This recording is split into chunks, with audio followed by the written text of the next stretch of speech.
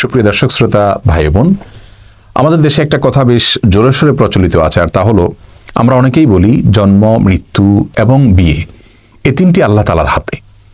আবার অনেকে ছন্দের সঙ্গে তাল মিলিয়ে বলি যে জন্ম, মৃত্যু, বিয়ে তিন বিধাতা নিয়ে, অর্থাৎ আল্লাহ রাব্বুল আলামিন এই তিনটা নিয়ে আছেন এবং এই তিনটা আল্লাহ তাআলার হাতে।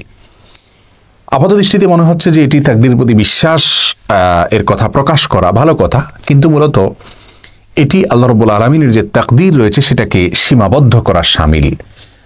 শুধুমাত্র জন্ম, মৃত্যু, বিয়ে কেন, সব কিছুই আল্লাহ রাব্বুল আলামিনের হাতে, সব কিছুই আল্লাহ রাব্বুল আলামিনের তাকদীরের অধীনে।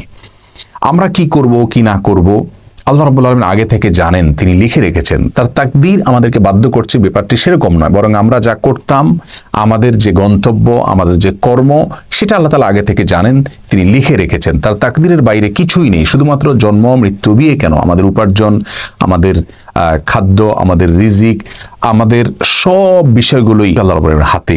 ওই অর্থে কোরআন কারীমে আল্লাহ রাব্বুল আলামিন বলেছেন ওয়াকুল্লু সগীরিন ওয়া কাবীরিন মুস্তাতার, প্রত্যেক ছোট বড় সব বিষয় লিপিবদ্ধ রয়েছে। সব বিষয় আল্লাহ রাব্বুল আলামিনের জ্ঞানের অধীনে রয়েছে, আল্লাহ তাকদীরের অধীনে রয়েছে। বিধায় আমরা তাকদীরের কারণেই বাধ্য হচ্ছি, সেভাবে নয়, বরং তাকদীরটা শুধুমাত্র আমাদের বিশ্বাসের জন্য।